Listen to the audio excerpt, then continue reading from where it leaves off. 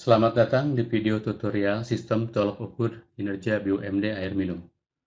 Pada sesi kali ini kita akan membahas mengenai dashboard untuk operator.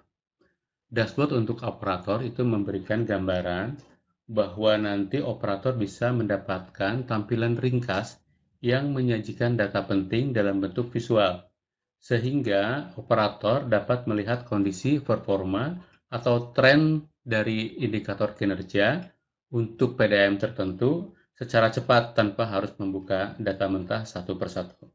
Mari kita mulai bersama, kita praktekkan.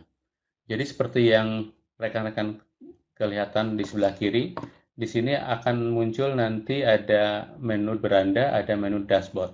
Ini kita klik menu dashboard, nanti akan muncul beberapa menu, ada aspek kinerja, ada indikator kinerja, ada variabel, dan ada kinerja tolak ukur nasional.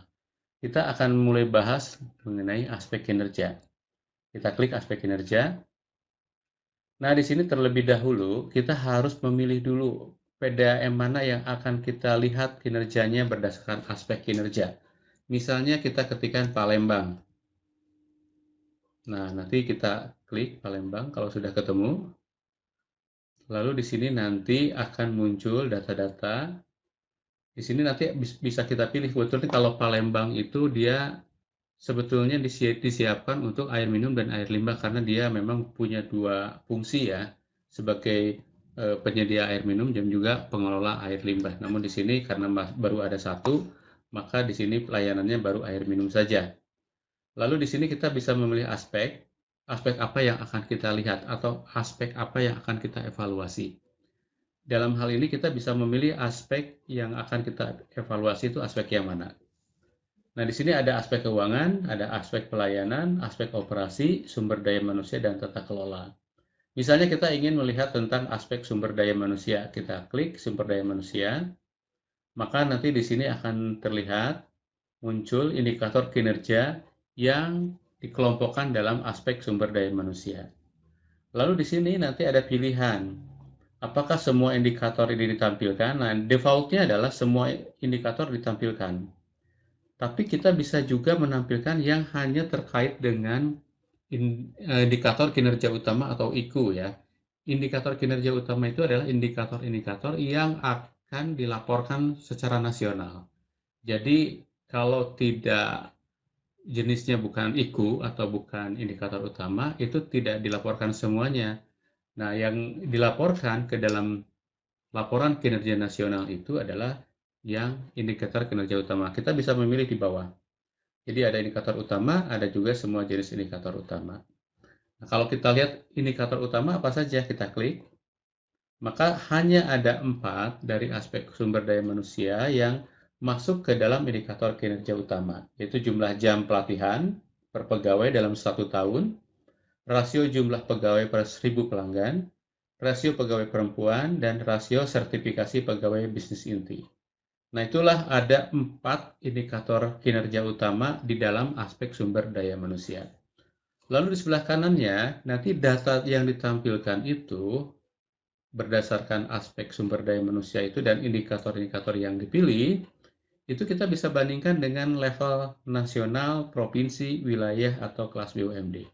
Defaultnya kita bandingkan dengan laporan nasional. Tapi kalau misalnya kita ingin membandingkan data PDAM itu sendiri dengan level yang lain, misalnya provinsi, kita pilih, kita klik provinsi. Maka nanti datanya berubah seperti ini. Lalu kita ke bawah, kita lihat di sini. Ini adalah indikator yang masuk ke dalam aspek sumber daya manusia. Lalu nanti ini merupakan indikator utama. Di sini adalah besarannya ya. Jadi nilainya itu seperti ini bisa ditampilkan.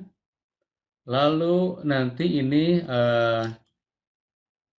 dari nilai besaran ini atau besaran atau kondisi ini ya, itu dikonversi ke nilai standarnya antara 1 sampai 5. Jadi ini ada kriterianya, nanti bisa dibaca di buku pedoman ya.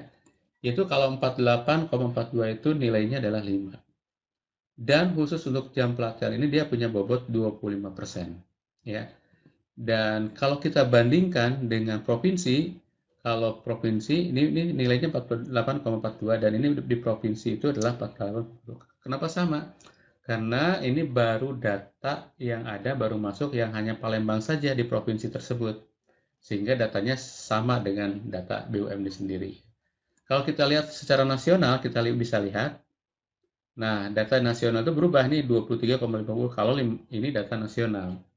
Jadi ini lebih besar ya dibandingkan dengan nasional. Nah kira-kira begitulah supaya nanti kita bisa melihat positioning ya nilai tersebut dibandingkan dengan apakah itu nasional, apakah itu provinsi atau wilayah atau kelas BUMD.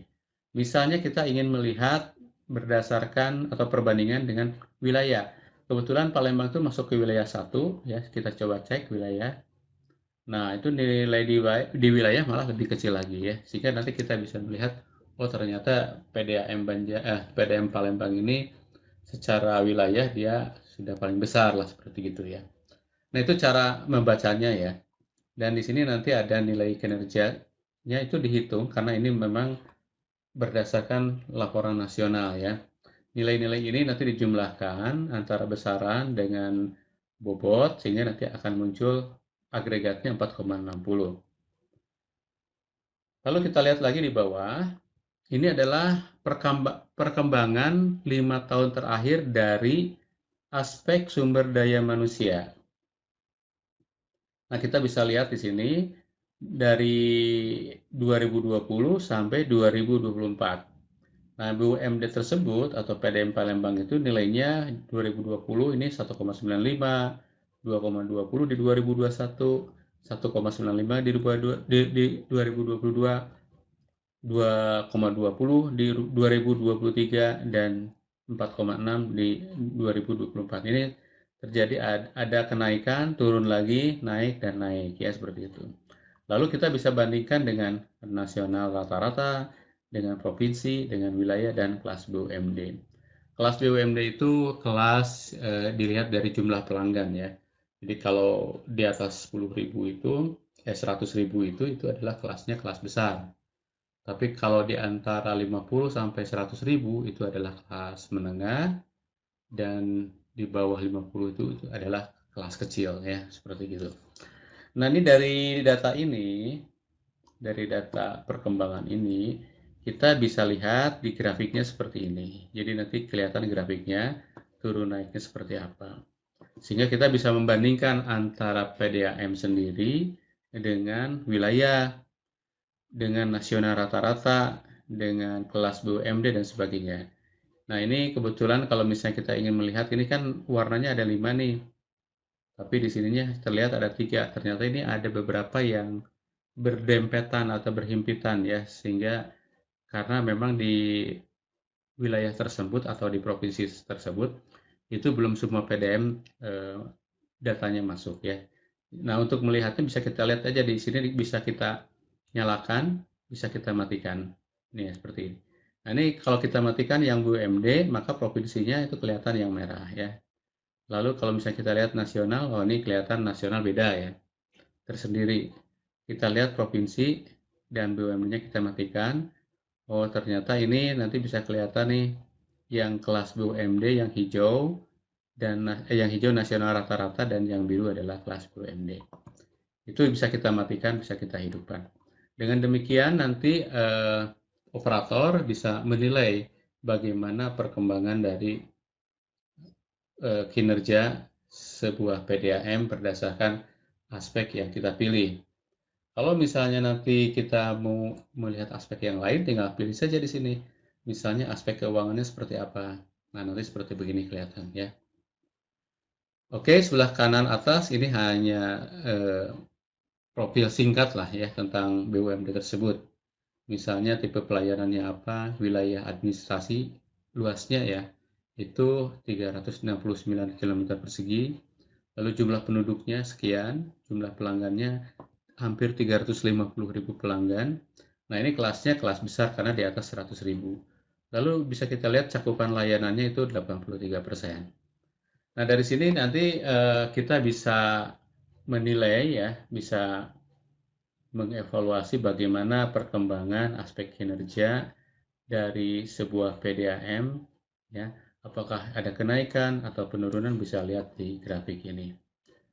Demikian video tutorial untuk menyampaikan atau untuk mengevaluasi kinerja BUMD berdasarkan aspek kinerjanya. Baik, mudah-mudahan video ini bisa dipahami dan kita akan ketemu di video-video selanjutnya.